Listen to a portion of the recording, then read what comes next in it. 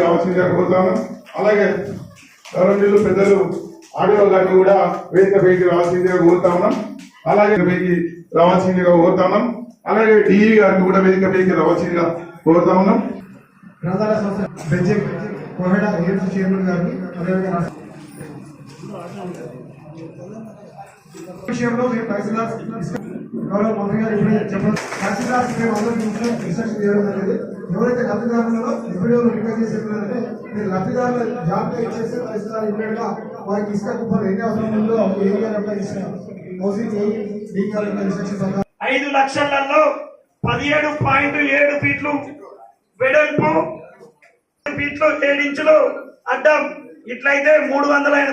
ఇది ఇందిరమ్మ ప్రొసీడింగ్ ప్రకారం భూమి మందం పిల్లర్లు ఇచ్చి పైన ఇటుక ఏమంటున్నారు అని అంటే, అబ్బా మీకు పథకం ప్రకారం ఇది వచ్చేసి మీకు 670 ఫీట్లు కావాలి, 600 లబ్ధిదారులు డబ్బులు తీసుకోవాలి. కానీ ఎక్కువ పెట్టుకొని మమ్మల్ని వచ్చేసి ఈ బిల్లు పెట్టి అని చెప్పేసి అనకుండా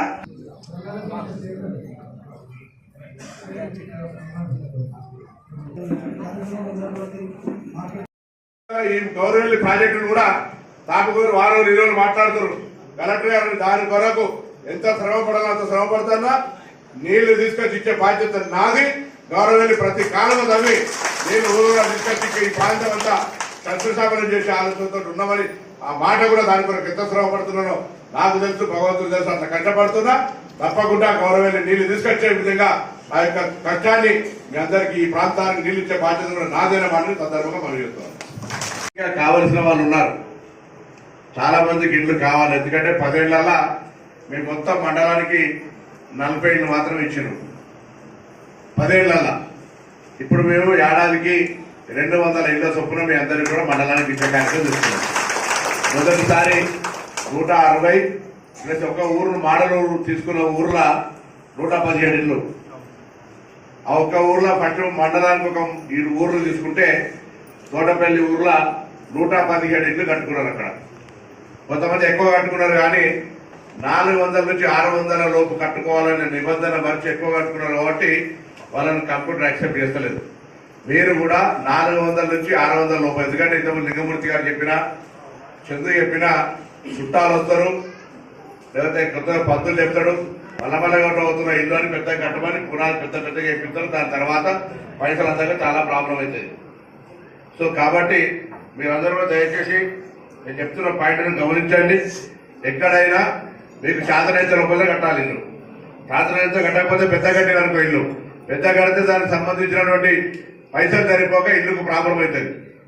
అదేవిధంగా ఇండ్ల ఎంపిక ప్రక్రియకు సంబంధించి నేను మీ అందరికీ ఒక సూచన చేస్తాను. ఇండ్ల ఎంపిక ప్రక్రియ మీకు అర్హత ఉంది కాబట్టి పేదలలో పేదలకు ఇవ్వాలనే ఆలోచనతో మిమ్మల్ని ఎంపిక చేశారు. ఇక్కడ మధ్యధరారి అధికారి కానీ, రాజకీయ నాయకుడు కానీ, ఇంకా మీ ఊర్లో కానీ, వాటలో కానీ ఇంకెక్కడి నుంచి ఎవరు కూడా ₹1 ఇవ్వడానికి వీల్లేదు.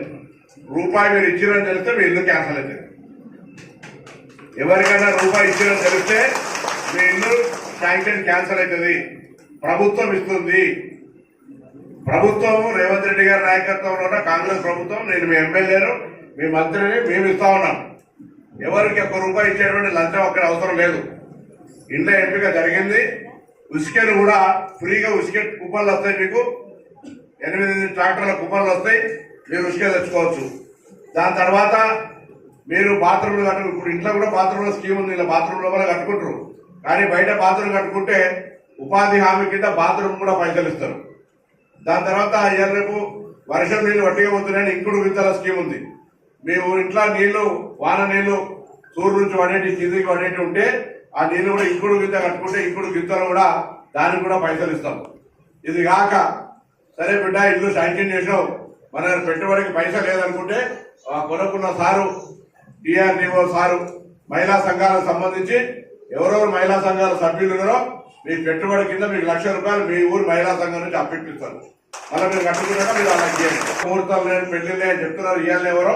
కాబట్టి మీరు అందరూ 9 తారీఖు లోపల మా గ్రామ నాయకులందరినీ కూడా కోరుతున్నా, ఎవరూరులో వాళ్ళు పండుగ లెక్క ముగ్గు పోసుకోండి, తొందరగా పని చేయండి. ఎక్కడున్న సుతారాలు బాగా ఒకటేసారి మండలంలో 200 ఇల్లు కడుతున్నారు కదా అని పైసలు పెడితే పెంచొద్దని మేము అధికారులు కూడా కోరుతా ఉన్నాం. అటువంటి పరిస్థితి రాదు. మీరు కూడా కొంత మీ ఊర్లో ఉన్న పిల్లలు, నిరుద్యోగ పిల్లల్ని ట్రైనింగ్ పంపుడు, సెటిల్మెంట్ ఉన్నది, రకరకాల సంస్థలే. ఇప్పుడు ఇల్లు కట్టుకునే కన్స్ట్రక్షన్ పెడితే 9,000 కలర్కి అయితే 5,000 కలర్ వేసిన కూలికి ఉన్నది.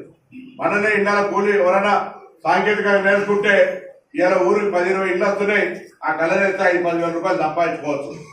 లేకపోతే ఇంకా అనేక రకాల మేస్త్రి పనులు ఉన్నాయి. రకరకాల పనులు చేసుకుని ఏం నామోషి పడవద్దు. దొంగతనం చేస్తలేం, మనవారు పూస్తలేం.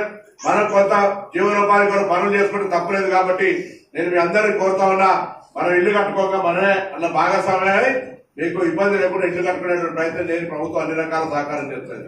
ఇవాళ మీ అందరూ కూడా తప్పకుండా మమ్మల్ని ఆశీర్వదించాలి. ఎందుకంటే మీరు ఇలా ఇప్పుడే కలెక్టర్ గారు అన్నారు, మీరు ఇల్లు కట్టినాక మమ్మల్ని పిలుస్తామంటే ఇంకా సక్క పిలుస్తామని గట్టిగా కట్టలేదు.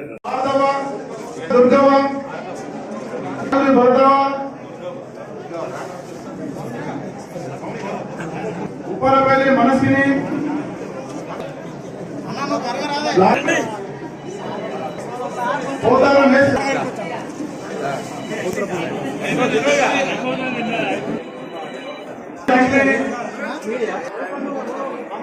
అల్లుడు భాగ్య,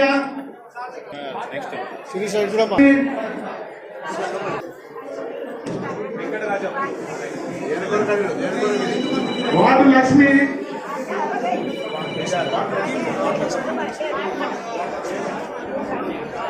సరిత, భాగ్య,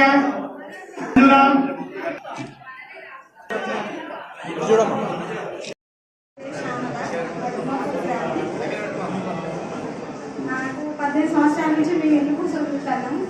ధన్యవాదాలు సార్ మీకు. ఈ 10 సంవత్సరాల కళ నెరవేర్చేది. Thank you sir. Thank you.